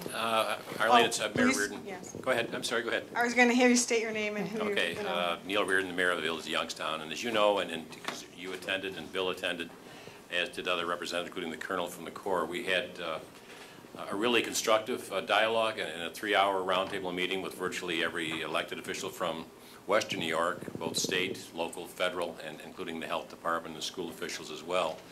And the good theme of that meeting, and a solid theme and a universal theme, was to still try to gain official recognition for the low RAB. So we at least had a community voice with a lot of expertise that we as elected officials don't always have. And again, I think the meeting, I think you'd all agree, was very constructive. It was not adversarial. It was very objective. We actually had 2 meetings, one prior and then one with the Corps. And we also had some federal representatives there that were trying to get something passed in Washington to support that cause. But has been any progress at all in terms of maybe official recognition for what we would call the low RAB or a group of that nature? Amy talked about community representation, and it's critical to all of us that we, with you, report back to our community on an often basis to make sure they know the progress of these sites. And you've been very proactive in terms of sending out the notices to all those members and to all of us and the data like this evening in the meetings. But it's absolutely vital to us that we have official recognition, as you saw, uniform agreement on that day of a voice, an official voice, like the low RAB at one time was recognized as. And I was wondering, was any more discussion or any progress in that realm? Do you want to take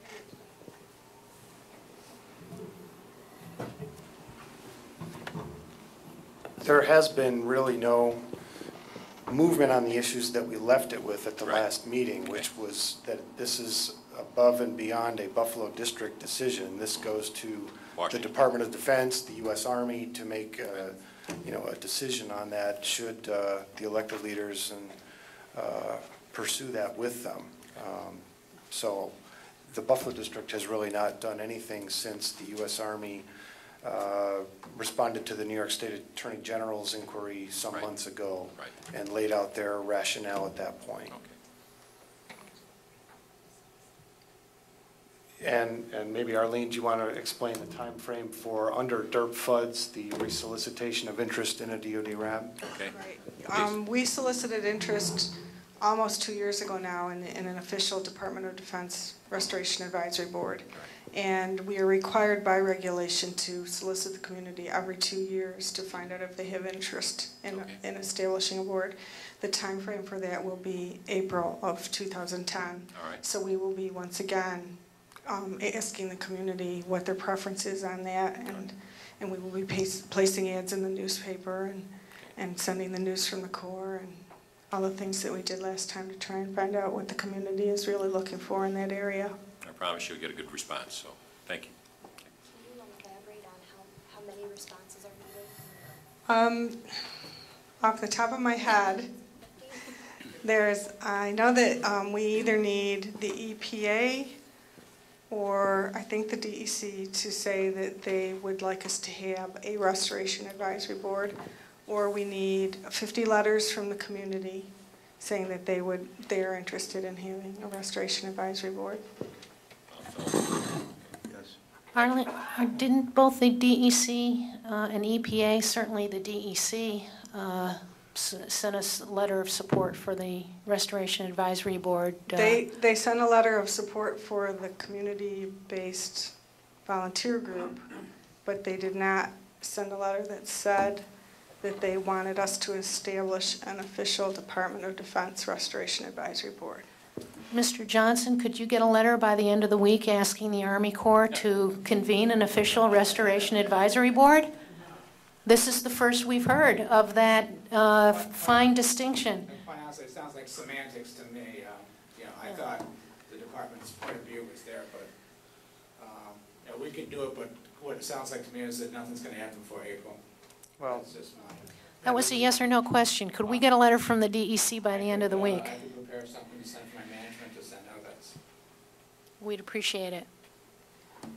and I just don't want to overlook all the discussion we had at the two roundtable meetings about the particulars with what the Corps can do with a official DoD RAD. So those issues remain regardless. I mean, a restoration advisory board meeting would look very similar to what we have right here. Well, there's a lot of discretion on the part of the installation. I think maybe, Ken, I understand what the distinction is.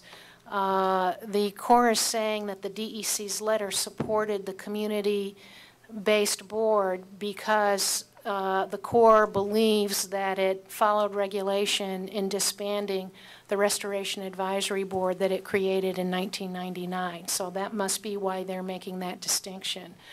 We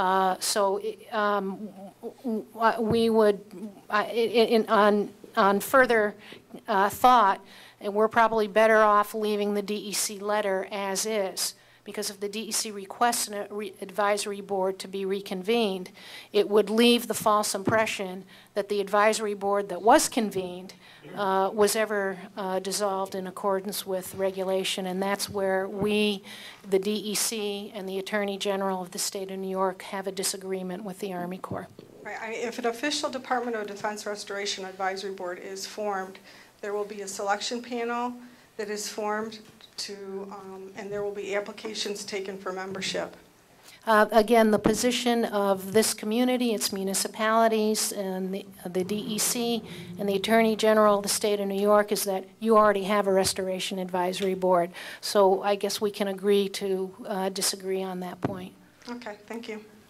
Thanks. When this speaker talks about the idea that the community is represented by the RAB, that's simply a false impression. It's not a committee that is produced by any election process. It's not known by any electorate who's on the membership. It certainly doesn't have the support of every member of the community. Thank you.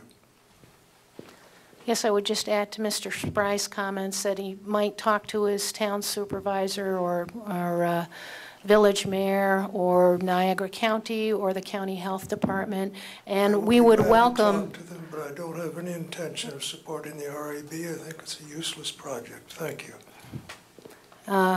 Dr. Beck, I'd encourage you to chime in if you like. Mr. Spry, I haven't seen you at a Restoration Advisory Board meeting, but would certainly encourage you to. I've never been invited, thank you, and I don't want to be. Okay. Well, the public has been invited pretty regularly, but by both the Army Corps and the Advisory Board group.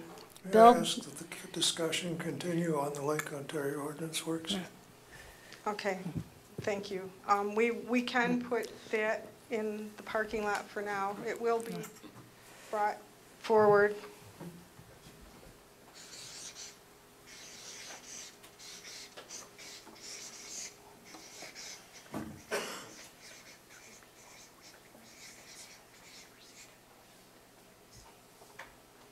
Okay. Did anybody have any questions on any of the particular slides in the presentation that they saw tonight that they didn't quite understand or that they want further clarification on? Well, no, not necessarily the slides, but I'm looking at the demolition of the building 401. Okay, Mr. Fox, could you just let everybody else know who you are? I'm Keith Fox, and I am Vice Chairman of the Town of Lewiston Environmental Commission. I carry several other hats, but that's the one I'm talking about now.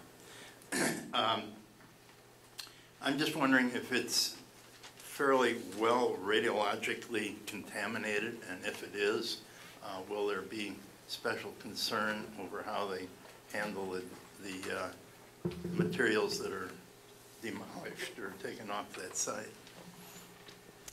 To answer your question, the purpose for removing the building is more to access contaminated pipelines and drains and sumps underneath. The building itself is for the majority not contaminated with RAD, However, actually our health physicist, Hank Spector, had reviewed a lot of the DOE surveys, and there is localized rad contamination that can be segregated separate from that demolition. So this will be a concern because, as it says here, limited concern in some of the beams and so on and so forth. Right. Thank you. Any additional questions on any of the material that was presented tonight? Yes. Mary Schreiner from Niagara University. Can everybody hear Mary? Can you hear me? We can get a mic. With respect to the demolition of Building 401, the focus so far has been on radiological contamination. What about chemical contamination?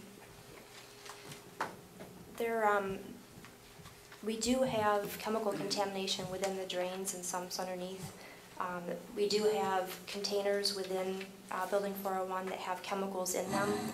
For the most part, we have asbestos in some of the, we did an asbestos abatement, but there's some paneling that's still there remaining. And we did that just to keep the building intact until it could be demolished. As far as chemical contamination, it will be tested, but it's not necessarily a concern as far as the actual structure itself. Is there, did you look at lead contamination? It definitely has lead paint. Yes, that is one thing we'll have to worry about, yeah. And so then there would be precautions, I assume, taken too. Right. We basically write a scope of work for our contractor to go in, and they are required to basically meet all the necessary standards and for disposal, transportation, and actual demolition. Okay, thank you. For our court recorder, that was Mary Schreiner. Thank you. Michelle, you might want to just tell them that you guys got this up. Right. We did issue a scoping document. One of the Building 401 was the former boiler plant for the TNT process for the LOWW. It was constructed in 1942. A lot of historic, very historically significant building. So right now we're working with the State Historic Preservation Office to document its history, to make sure that's not lost before the demolition. We have a lot of, we went into the National Archives, have a lot of 1942, the original construction reports, 1944 obliques or actual photos of it, and to see the progression. So that's one of the things we did, is issue the scoping document to basically say that we are going to be, documenting the historic aspect of the building before demolition. Our person that's recording the meeting needs to change his tape, so I'm going to let him do that. Okay. Are there additional questions for anything that we presented tonight or any of the handouts?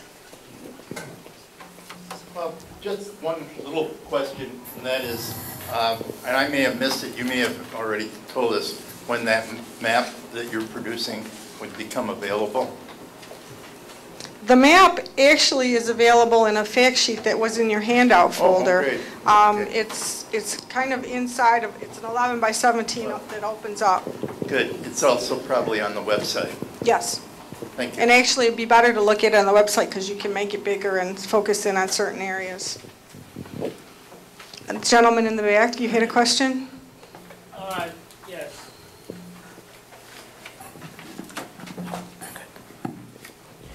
My name's Matthew Patterson. I'm with the Tusker Environment Program. And I was just wondering, in October, early November, if the Army Corps is going to be part of Vigilant Guard for this site, to see if it would be involved, just even if it's just a paper exercise to find out what the facility, what results will come of the facility, since it's going, the operation for this will be about Western New York, and the exercise, I guess, is going to be an earthquake. And I was just wondering if the Army Corps would be involved just to find out the effects of an earthquake on this facility. Not just the buildings, but the current Niagara Falls storage site. And that could possibly be part of any future use efforts from the results of the exercise. For are you talking for like the waste containment structure or? I'm talking about possibly the entire site. You now know the construction and the makeup of the pipes and potentially what was going through the pipes, as well as the current Niagara Falls storage site where you are holding the radioactive material. Just to find out, even if, should there be an earthquake, how much can this facility withstand before possibly a breach of its current makeup? Okay, that's an excellent question. That's one thing that we're going to do in our feasibility study, and that is actually going to be one of the technical memos. We are going to look at an earthquake scenario and what that might do to the cell, and it'll be presented in sort of two tech memos. The first being what type of radon release could be expected for different magnitude earthquakes. The second would be what type of gamma radiation would be associated with that. So that's definitely something that we need to look at as sort of a failure scenario. That being said, I mean, the area is not extremely seismically active. The closest fault is the Clarendon-Linden near Attica. However, it's definitely something that is on our radar, and we hope to include in our feasibility study assessment. Okay. I was just wondering, since it's going to be held into next month and early November, so I was just wondering if letting you be aware of that it is going on, and maybe you can save some money and Absolutely. to find out. We'll definitely be sure to address that scenario. Absolutely. Okay, but you're talking about an exercise that's taking place in the community?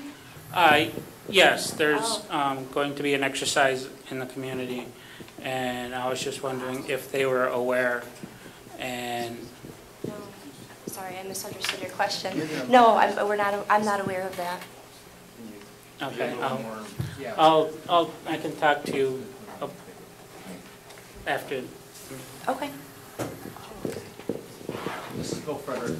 The DOE early on did look at some seismic data and did some seismic calculations on the cell, the interim waste containment structure, using the presence of the Clarendon-Linden fault, its proximity, periodicity on earthquakes, and the normal size that it sees. And then they kind of ramped that up to have it be, I don't know if you want to use the term worst case. And from what I remember, and I'm plucking this number out of my head from just reading a document related to something else we were discussing in-house at one point in time, and I think it was protective to around 6.5 earthquake magnitude. With that amount of ground acceleration from a magnitude that large, it would be protective. The likely scenario would be like a failure, a slump, like part of the sides slump out. So, but I believe that's what the DOE came up with in our early documents, and we're going to be looking at newer data, newer technology. So. Okay, so I did read in the paper about your simulation, though. No, you are right. There is something going on. It has something to do with, a vigilance study.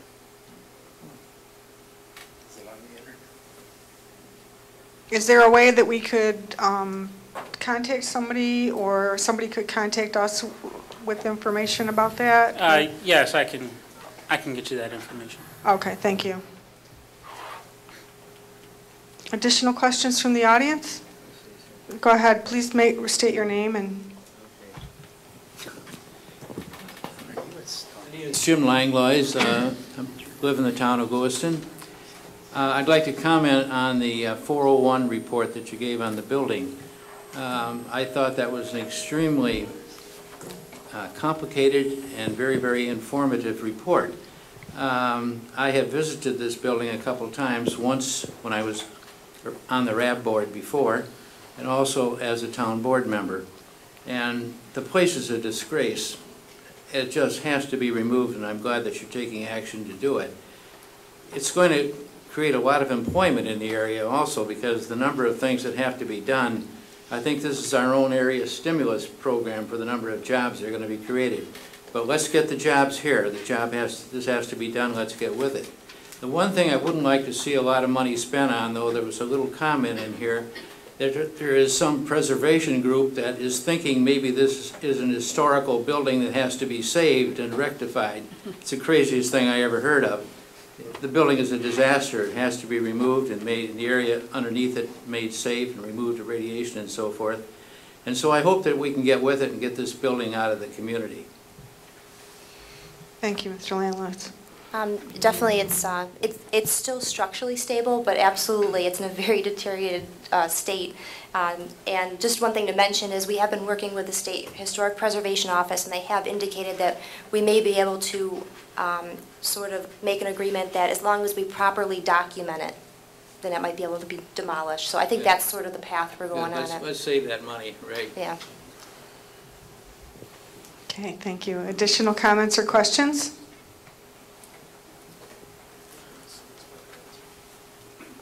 Amy, you saw it? We've still got 15 minutes. There must be something on the slides that somebody has a question on. No? Okay, Dr. Beck, thank you.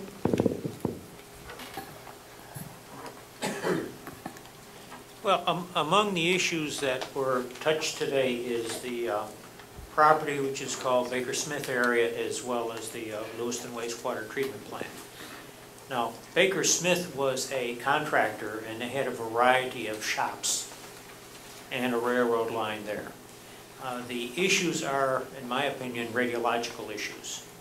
There is a railroad loading platform, there is a railroad bed, there are a number of shops that were used for reactor waste storage, as well as Manhattan District storage. And the issue then is that the properties on the NFSS side of the fence were excavated and soil was removed. The very same loading platform on the town of Lewiston side apparently was not examined closely except every 50 feet or something like that. And the obvious question is, if you're going to spill something when you're loading and unloading barrels on railroad cars, this is the place to look. However, it has rained on those loading platforms for many, many years, and the place not to look is on the platform, but in the soil nearby, that anything on top would have washed off. So this is an area that we think needs additional examination because of the history of radiological use in that area and the fact that there is a transportation route and the very likelihood of spills and leakage from barrels and the items that were both loaded and unloaded in that area. So that is an additional consideration on that property, not particularly on the wastewater treatment plant itself, but on the so-called vicinity shops. And I understand that the foundations of the buildings are there. And again, foundation themselves have probably been washed by rainwater for many years, so it would be the vicinity of these foundations. Just to respond, you mentioned the Baker Smith area, and it's definitely one of the areas we're focusing on for our remedial investigation addendum. That was one of the comments, that was made on the report itself, and it will be included in the sample locations. The part of that will be, is there a potential for groundwater off-site migration of this groundwater contamination, and that will extend onto the town of Lewiston property. Just make sure that it hasn't migrated, substantially past that. From what we see on site, and with the tight clay soils, and it does have intermediate sand pockets, but the known rad storage areas, you can see, definitely haven't migrated very far, which you would expect because of the clay. But that's definitely something that we're going to be pursuing. Michelle, if I remember, this is Amy Wittriall. Michelle, I remember in the original remedial investigation report, there was a plume in the Baker Smith area. Wasn't there a uranium plume there? What's the proximity of that plume to the areas that Dr. Beck has just described? Basically, we made that the boundaries of the groundwater contamination from 3 locations. So in a way, it looks very large, but we kind of exaggerated it because we didn't have a lot of data in between to make it smaller. So that area is the Baker Smith area. I mean, that's within the shops that he's discussing.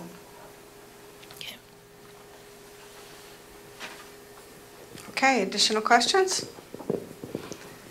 No? Okay. Aaron Bessiger, Buffalo News. Just wondering, the results of the risk assessment that were presented earlier, I guess I just want to make sure I understand it. It looks, there were 10 exposure units, and it looks like about half of them have potential human health concerns.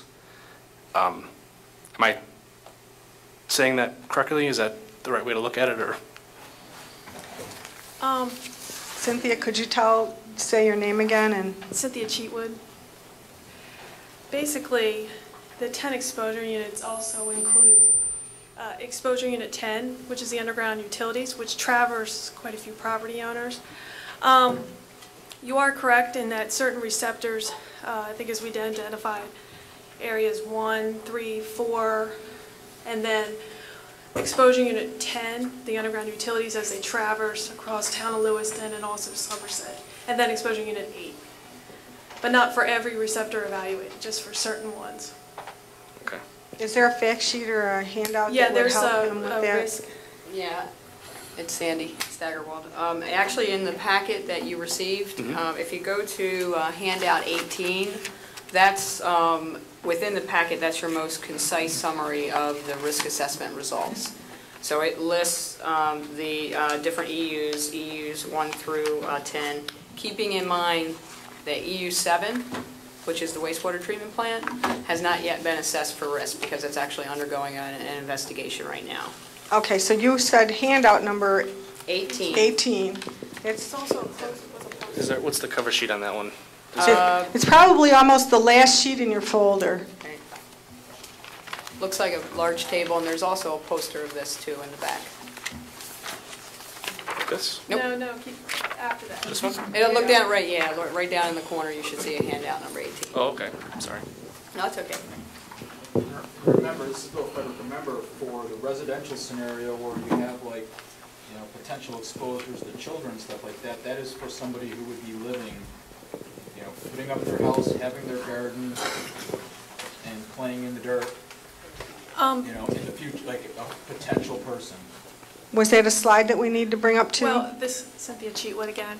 Also within town of Lewiston and Somerset group property, the underground utilities exposure unit 10, if we found a concern for the resident, we had to make the assumption that a resident would dig up these utilities and then not dispose of them, or that keep them basically in a soil pile in the backyard for a certain amount of time, and that they would be exposed to that. So we assumed a definitely maximum exposure case. Amy Wittriall again. My earlier question to Sandy about the combination of the risk assessments. While I understand the limitations of how the receptors are created, I just want to be clear that from my view, while I have no reason to doubt the integrity of this particular analysis, from my view it's not relevant to human health risk because it doesn't consolidate all of the risk issues out at the site, and it's not really within the risk issues at the site are not limited to federal contamination as well. So I just wanted to be clear, for the record, that someday we hope regulation is structured in such a way that a combined risk assessment, layering all of the programs and all the sources of contamination, which is how the community looks at it. What's the sum total of the risks to me, as opposed to the pieces by regulation that you're charged with analyzing for us. Yeah, one point to note in that regard is that just a reminder that in the exposure units that we did perform the risk assessment for, those exposure units included data from what we refer to as that full suite of chemical analyses. Right. So the samples were collected and analyzed regardless of any non-DOD potential impact, because in those areas we didn't really suspect there was a lot of non-DOD impact. So they were assessed for the volatile organic compounds, semi-volatiles, all those, explosives, metals, et cetera. Well, when the addendum sampling that includes not just full chemical suite, but radiological is done, we hope there's an opportunity to revisit these risk assessments. Right. And to clarify, that is correct that this does not include risk from radiological parameters. Right. Aaron, did you have a follow-up question with that? No, I'm okay, thanks. Okay. Additional questions? The team will be available for 15 minutes after if anybody has any one-on-one questions. Please remember that you have comment cards in your folder. Please write your comments on there if you didn't have something that you thought should be addressed tonight that needs to be addressed at a future meeting, or if you have suggestions about the meetings or whatever, please put them in the box in the back. We do have a News from the Corps electronic email list service, so if you are not on that and you want to be, please make sure that you either gave us your email address on the sign-in sheet or that you see us after to make sure that we have it. Other than that, I want to thank you very, very much for coming, and we will be having another meeting in December on the 2nd, and it will be in this facility, so we hope to see you then. Thank you very much.